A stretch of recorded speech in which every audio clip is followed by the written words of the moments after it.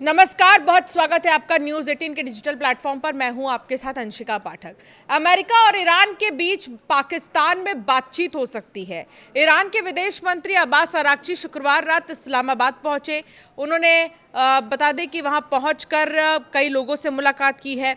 अमेरिकी राष्ट्रपति Donald Trump ने अपने विशेष दूत स्टीव विटकॉफ और दामाद जेरेड कुशनर को भी वहां भेजा है। आज पाकिस्तान पहुंचेंगे वो। अमेरिकी उपराष्ट्रपति जेडी वेंस इस बार पाकिस्तान नहीं गए, उन्हें स्टैंड बाय पर रखा गया है। जरूरत पड़ने पर वो इस्लामाबाद जा सकते हैं। दूसरी तरफ संसद स्पीकर मोहम्मद बागेर गलीबाफ भी इस बातचीत में शामिल नहीं हो रहे हैं। वो 11 या 12 अप्रैल को अमेरिका ईरान की पहली बातचीत में डेलीगेशन के प्रमुख थे।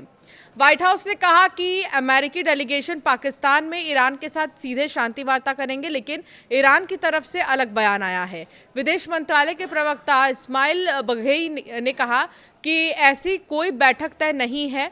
उन्होंने सोशल मीडिया पर लिखा कि ईरान अपनी बात सीधे अमेरिका से नहीं बल्कि पाकिस्तान के अधिकारियों के जरिए पहुंचाएगा।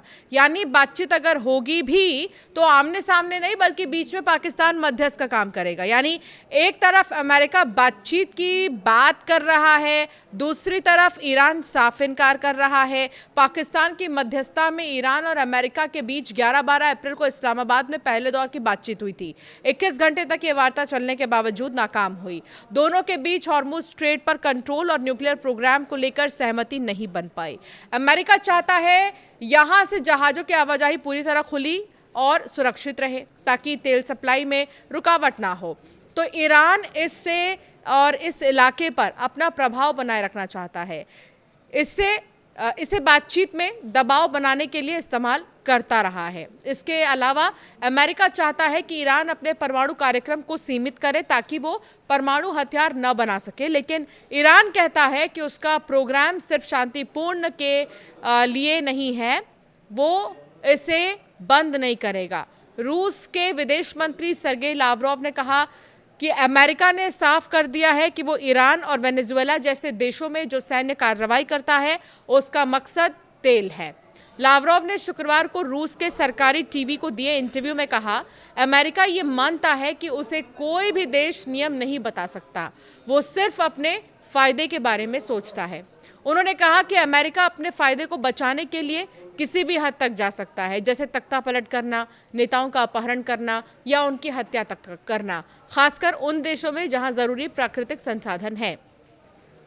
लावरोव ने कहा कि वेनेजुएला और ईरान के मामले में अमेरिका ये बात छिपाता भी नहीं कि असली मुद्दा तेल है।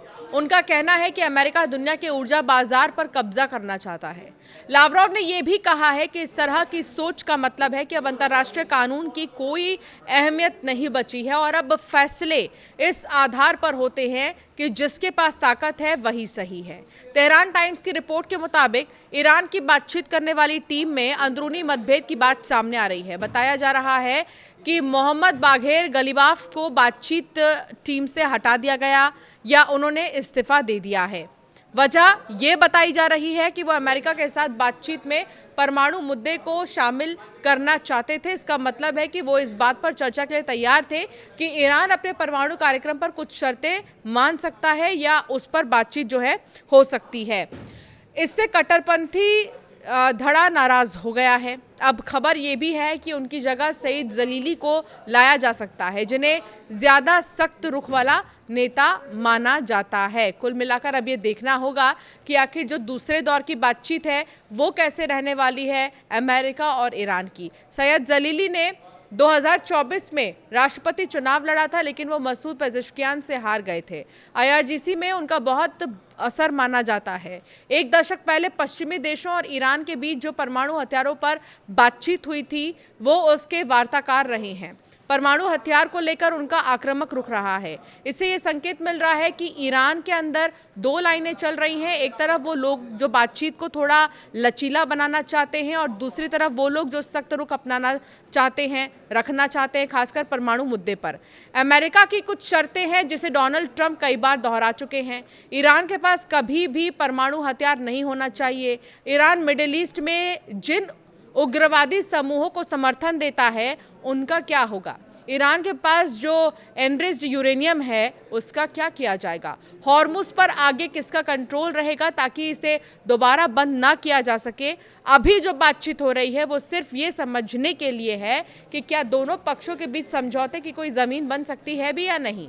अगर रास्ता साफ दिखा तभी आगे बड़े नेता जो है शामिल होंगे और डील को फाइनल करेंगे। ये चर्चा चल रही है कि अमेरिका के उपराष्ट्रपति जेडी वेंस को अभी बातचीत से अलग रखा गया है ताकि इस्लामाबाद में पहले छोटी टीम बातचीत कर ले, लेकिन व्हाइट हाउस का कहना है कि ऐसा नहीं है। उनका कहना है कि पहले ये समझना ज़रूरी है ईरान चाहता क्या है और क्या समझौते की कोई गुंजाइश है। अगर बातचीत सही दिशा में जाती है और कोई ठोस बात सामने आती है तब जेडी वेंस और मार्को रूबियो पाकिस्तान जाकर समझौते को अंतिम रूप देंगे। एक और वजह प्रोटोकॉल की भी है। उपराष्ट्रपति जैसे बड़े नेता तभी जाते हैं जब सामने भी उस स्तर का नेता मौजूद हो। पिछली बार जब वेंस बातचीत के लिए गए तब वहां ईरानी संसद के स्पीकर कलिबाफ भी पहुंचे थे। इस बार वो नहीं जा रहे हैं और इसीलिए ये फैसला लिया गया है। कुल मिलाकर दूसरे दौर की बातचीत कैसी होगी ये देखना अभी भी बाकी है।